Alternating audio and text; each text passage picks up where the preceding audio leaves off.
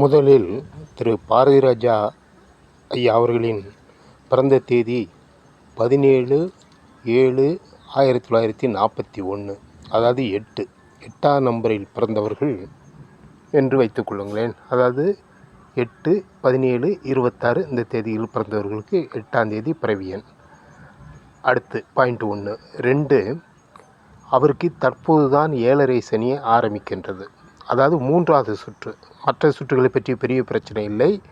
3வது சுற்று. இந்த 8 என்கிறது சனியினுடைய ஆதிக்கம். இப்போ 7.5 3வது சுற்று கரெக்டாக ஆரம்பிக்கிறது. அதுக்கு பேர் மரணச்சனி என்று சொல்லுவோம் அந்த 3வது சுற்று வரும்போது.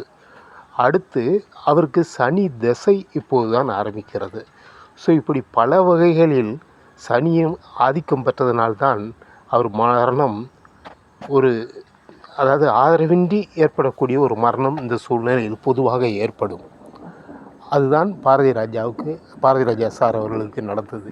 அதேபோல் நம்மளும் 8/17/26 தேதிகளில் பிறந்திருந்து அதே நேரத்தில் நமக்கு 7.5 சனி 3வது சுற்றுனா கிட்டத்தட்ட ஒரு 70 வயசுக்கு பின்பு தான் ஆரம்பிக்கும். பெரும்பாலும் பிறந்து அவர் ராசி மேசராசி. அவர் 3வது சுற்று ஆரம்பித்து சனி திசையும் வந்தால் கண்டிப்பாக இந்த காலத்தில் மரணம் ஏற்படும். பட் அந்த மரணம் என்பது ஒரு மகிழ்ச்சி தரக்கூடிய, அதாவது மரணம்னாலே கஷ்டம்தான், இருந்தாலும் இந்த கஷ்டத்திலும் இந்த மரணம் கொஞ்சம் மனதை வேதனைப்படுத்தக்கூடிய ஒரு மரணமாக இருக்கும். எந்த ஆதரவுமின்றி யார் துணையுமின்றி மரணம் அடையக்கூடிய ஒரு சூழ்நிலை இதில் ஏற்படலாம். நண்பர்களே, இதுதான் ஜாதக ரீதியான அந்த அமைப்பு சரியாக திரு பாரதிராஜா அவர்களுக்கு பொருந்தி வந்திருக்கிறது.